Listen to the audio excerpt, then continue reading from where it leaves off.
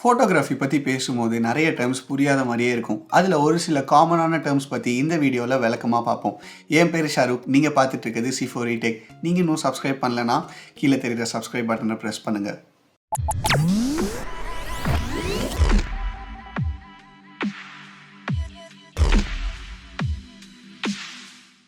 First dynamic range பற்றி பார்க்கலாம். ஒரு ஃபோட்டோவில் இருட்டாக இருக்க இடத்த ஷேடோஸ்னும் வெளிச்சமாக இருக்க இடத்த ஹைலைட்ஸ்னும் சொல்லுவாங்க. ஷேடோஸில் இருக்க டீட்டெயில்ஸ் அப்புறம் ஹைலைட்ஸில் இருக்க டீட்டெயில்ஸ் இதுக்குள்ளே இருக்க ரேஞ்ச் தான் டைனாமிக் ரேஞ்ச். கேமரா குவாலிட்டி பொறுத்து ஹைலைட்ஸ் அண்ட் ஷேடோஸில் இருக்க டீட்டெயில்ஸ் வேறுபடும். இதில் ஷேடோஸில் இருக்க டீட்டெயில்ஸ் ரொம்ப கம்மியாக இருக்குது.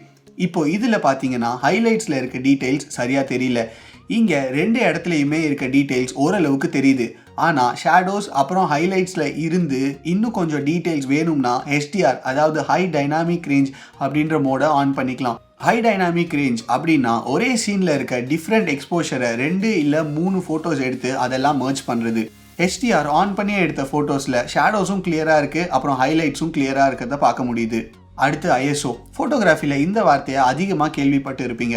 ISOன்றது ஃபிலிம் சென்சிட்டிவிட்டி டு லைட். அப்படின்னா கேமராவில் இருக்க ஃபிலிம்னால் எவ்வளோ லைட் எடுத்துக்க முடியும் அப்படின்றது.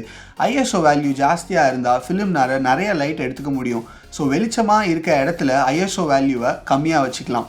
பொதுவாக லைட் கம்மியாக இருக்கிற இடத்துல ISO வேல்யூவை இன்க்ரீஸ் பண்ணணும். அதே நேரத்தில் ISOவை எவ்வளோக்கு எவ்வளோ இன்க்ரீஸ் பண்ணுறோமோ அதே அளவுக்கு இமேஜில் நாய்ஸும் இன்க்ரீஸ் ஆகிட்டே போகும்.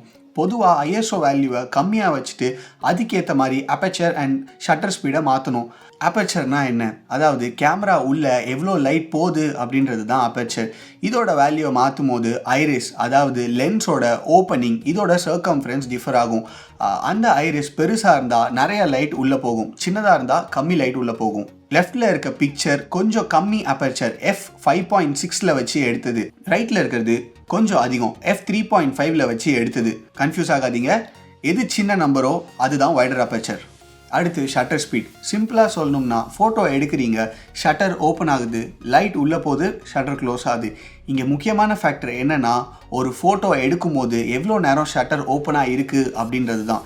எக்ஸாம்பிளுக்கு shutter speed 1/1000th of a second அப்படின்னா ஷட்டர் ஓப்பன் ஆகி க்ளோஸ் ஆகிற டைம் 1 செகண்டை விட 1000 மடங்கு கம்மி. இது சில மூவிங் ஆப்ஜெக்ட்ஸை எடுக்கும் போது யூஸ்ஃபுல்லாக இருக்கும். இப்போது எக்ஸ்போஷர் டைம் 8 செகண்ட்ஸ் அப்படின்னா இங்கே ஷட்டர் நிறைய நேரம் ஓப்பனாக இருக்கும். ஸோ நிறைய லைட் உள்ளே போகிறனால இந்த மாதிரி நல்ல லோ லைட் ஃபோட்டோஸ் எடுக்க யூஸ்ஃபுல்லாக இருக்கும். ஆனால் இதை யூஸ் பண்ணுறதுக்கு ஒரு கண்டிஷன். ஷட்டர் ஓப்பனாக இருக்க டைமில் ஃப்ரேமில் ஆப்ஜெக்ட் மூவ்மெண்ட் எதுவும் இருக்கக்கூடாது. அப்படி இருந்தால் மூவிங் ஆப்ஜெக்ட் பிளர்ராக இருக்கும். இப்போது இந்த பிக்சரை பாருங்கள், இதில் மூவிங் ஆப்ஜெக்ட் என்னோட கை.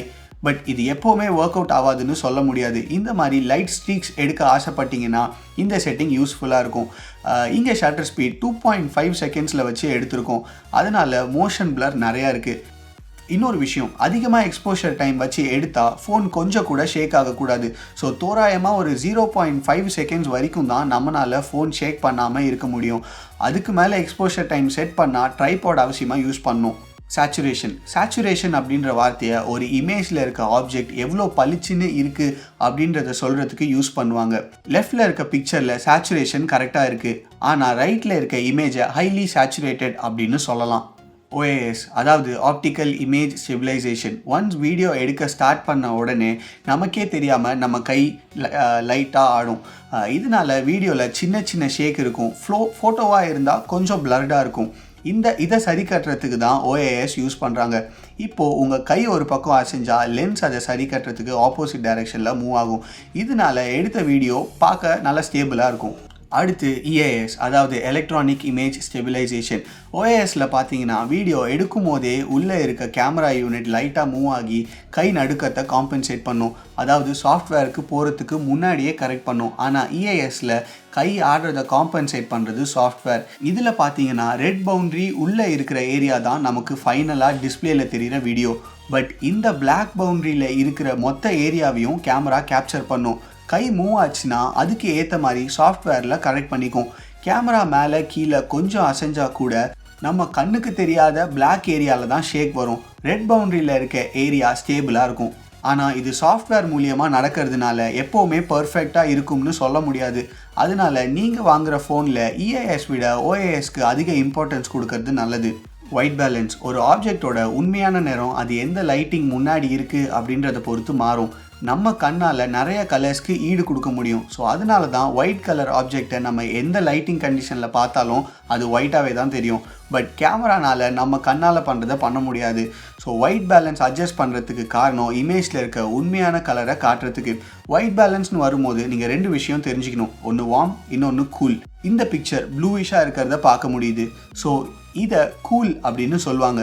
அதே இமேஜ் இங்கே ரெட்டிஷாக இருக்குது, இதை வார்ம் அப்படின்னு சொல்லுவாங்க. இங்கே ஒயிட் பேலன்ஸ் கரெக்ட் பண்ணனால இமேஜில் இருக்க ஆப்ஜெக்டோட உண்மையான கலரை பார்க்குறீங்க. வீடியோ யூஸ்ஃபுல்லாக இருந்திருக்கும்னு நினைக்கிறேன். வீடியோ பிடிச்சிருந்தா லைக், வீடியோ பிடிக்கலனா டிஸ்லைக்.